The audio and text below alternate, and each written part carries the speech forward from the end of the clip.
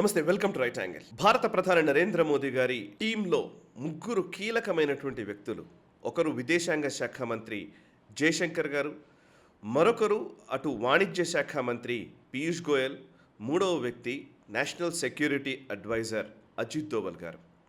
ఈ ముగ్గురు కూడా భారత ప్రధాని నరేంద్ర మోదీ ఆశయాలకు అనుగుణంగా, ఆయన ఆలోచనలకు అనుగుణంగా భారతదేశాన్ని విశ్వగురు స్థానం వైపు నడిపించడం కోసం ఆయా దేశాలతో కూటములు ఏర్పరచడము అండ్ ఆ కూటముల్లో అజెండాని ఫిక్స్ చేయడము అండ్ అజెండాను ఫిక్స్ చేయడమే కాదు, దాన్ని అమలుపరచడంలో వీళ్ళు ఫాలో అప్ చేస్తూ చాలా అద్భుతంగా భారత ప్రతిష్టని పెంచుతూ ఉన్నారు.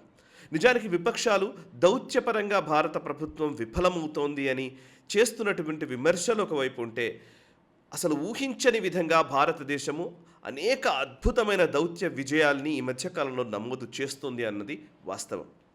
ఎందుకు ఇదంతా చెప్తున్నాను అని అంటే కనుక, ప్రస్తుతం ఢిల్లీలో అందరూ కూడా, ఇది మన తెలుగు ప్రసార మాధ్యమాల్లో అసలు ఇవేవి హెడ్లైన్స్లో కాదు కదా, అసలు ఇవి వార్తా కథనాలుగా కూడా పెద్దగా రాయరు.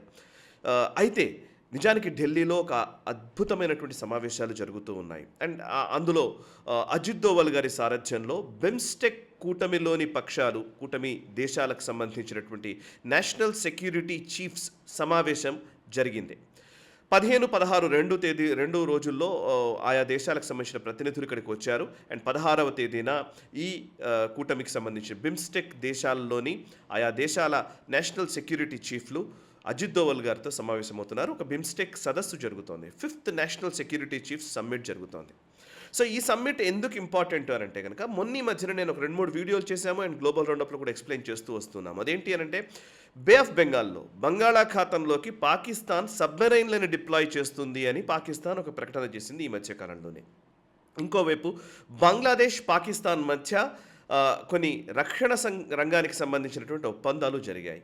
మరొక వైపు బంగ్లాదేశ్లో ఉన్నటువంటి మాంగ్లా పోర్టుని అటు చైనాకి అప్పగిస్తున్నట్టుగా తారిక్ రెహమాన్ ప్రభుత్వం నిర్ణయం తీసుకుంది. ఇంకోవైపు మయన్మార్ కేంద్రంగా అటు చైనా ఆగడాలు రోజురోజుకు పెరుగుతున్నటువంటి దాఖలాలు కనబడుతున్నాయి. ఈ నేపథ్యంలో అసలు బేసికల్లీ ఇదంతా కూడా దౌత్యపరంగా ఎప్పుడూ కూడా ఇవాళ ఒక నిర్ణయం అయిపోగానే, ఇవాళ ఒక అంశం ఒక పావు కదపగానే అయిపోయింది, ఇంకా మనం ఓడిపోయాము, వాళ్ళు గెలిచారు అనుకోవడానికి వీల్లేదు. ఆట చివరి వరకు ఆడితే కానీ మనకు జయాపజయాలు డిసైడ్ కావు. ఇది దౌత్యంలో చాలా కీలకమైనటువంటి వ్యాఖ్య. ఎందుకంటే అజిత్ దోవల్ గారు ఇప్పుడు ఈ బిమ్స్టెక్ దేశాల సమావేశం నిర్వహిస్తూ ఉండడము అండ్ అటు బంగ్లాదేశ్ పాకిస్తాన్కి, చైనాకి దగ్గరవుతున్న నేపథ్యము, అటు మయన్మార్లో ఉన్నటువంటి అస్థిరత, వీటన్నిటికీ చెక్ పెట్టే విధంగానే ఈ పర్టికులర్ సమ్మిట్ జరుగుతోంది. ఎలాగో చెప్తాను. ఫస్ట్ అసలు బిమ్స్టెక్ అంటే ఏంటో చెప్తాను. బిమ్స్టెక్, BIMSTEC అంటే బే of Bengal initiative for multi sectoral technical and economic cooperation. ఇది ఏంటంటే బంగాళాఖాతానికి ఆనుకొని ఉన్నటువంటి దేశాలన్నిటి కూటమి. ఇది 7 దేశాలు ఉన్నాయి. ఆ దేశాలు ఏంటి అని అంటే కనుక 7 దేశాలు. ఒకటి Bangladesh, Bhutan, India, Nepal, Sri Lanka, Myanmar, Thailand. ఈ దేశాలన్నిటి కూటమి, 7 దేశాలకు సంబంధించిన కూటమి బిమ్స్టెక్. గతంలో మనం యాక్చువల్లీ భారత్ ఇరుగు పొరుగు దేశాలు, సార్క్ దేశాలు అనేవాళ్ళం. అందులో పాకిస్తాన్ కూడా ఉండేది. భారత్ ఇరుగు పొరుగు దేశాలకు సంబంధించినటువంటి కూటమి సార్క్ కూటమి.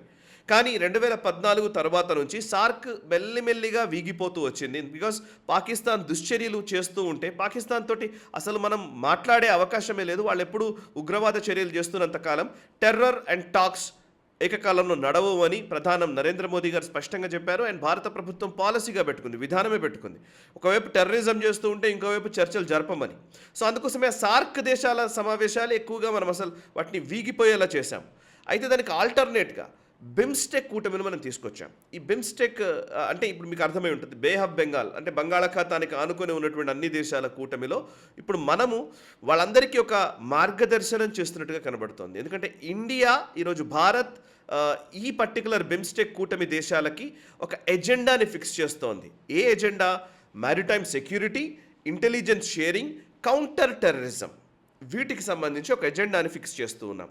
సో ఒకవైపు బంగ్లాదేశ్, పాకిస్తాన్ కలిసి కూటమి కట్టుకుని వాళ్ళిద్దరూ డిఫెన్స్ ఒప్పందాలు చేసుకుని వాళ్ళ బంగాళాఖాతంలోకి సబ్మెరైన్స్ని డిప్లాయ్ చేయడం ఇట్లాంటివి చేస్తూ ఉంటే, సో మనం ఇప్పుడు బంగ్లాదేశ్ ఈరోజు బిమ్స్టెక్లో భాగస్వామ్య దేశం. సో ఈ 7 దేశాల కూటమి ద్వారా మనం బంగ్లాదేశ్ని కట్టడి చేసే విధంగా మన ఎజెండాని మనం పుష్ చేస్తూ ఉన్నాం.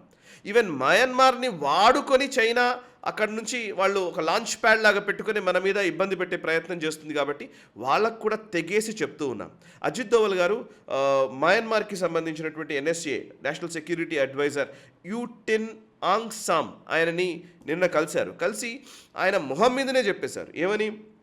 Stop anti India activities from your soil. నీ దేశ భూభాగం నుంచి మా భారత వ్యతిరేక చర్యలు జరిగే అవకాశం కనబడుతుంది, అక్కడ జరుగుతూ ఉన్నాయి, వాటిని పూర్తిగా మీరు ఆపేసేయండి అని చెప్తున్నాం. అంటే ఏంటి?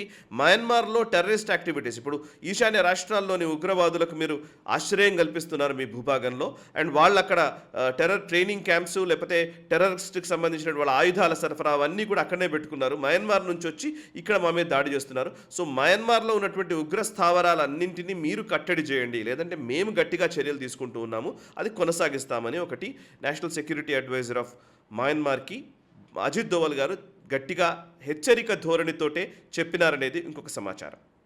ఇంకోవైపు బంగ్లాదేశ్కి సంబంధించినటువంటి చీఫ్తో కూడా మనం మాట్లాడాం. Bangladesh security chief, Bangladesh defence adviser వచ్చారు, డాక్టర్ ఏకేఎం షంషూల్ ఇస్లాం వచ్చాడు. ఆయనతో కూడా ఇల్లీగల్ ఇమిగ్రేషన్ గురించి స్పష్టంగా మన వాణిని వినిపించే ప్రయత్నం చేశారు అజిత్ దోవల్ గారు. ఈ 7 దేశాలకు సంబంధించిన ఒక ఎజెండాని మనం ఫిక్స్ చేస్తున్నటువంటి పరిస్థితి. సో ఈ ఎజెండా ద్వారా భారతదేశపు ఈ బే ఆఫ్ బెంగాల్ రీజియన్లో సెక్యూరిటీ ప్రొవైడర్గా మనమే ఉండబోతున్నాము. అట్ ద సేమ్ టైం ఈ దేశాలకు సంబంధించిన వాణిజ్యానికి సంబంధించిన రాకపోకలు, షిప్మెంట్స్, ఇవన్నిటికి సంబంధించి ఎప్పటికప్పుడు నిఘా ఉంచడము.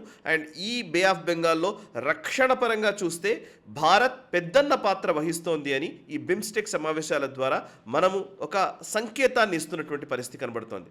అండ్ దీనివల్ల ఏం జరుగుతుంది? నిజంగానే ఆ దేశాలు మాట వింటాయా అంటే, చైనాకి ఇది ఏమైనా నొప్పి కలిగిస్తుందా అని అంటే ఖచ్చితంగా కలిగిస్తుంది. ఎందుకంటే చైనా ఏ దేశంలో అయినా సరే వాళ్ళు ఎప్పుడు కూడా కూటములు ఏర్పాటు చేసుకుంటుంటారు. ఫర్ ఎగ్జాంపుల్ కూటములు ఎలా ఉంటాయి అంటే కనుక వాళ్ళు BRI ఇనిషియేటివ్ని ముందు తీసుకొస్తారు, బెల్ట్ అండ్ రోడ్ ఇనిషియేటివ్ అంటారు.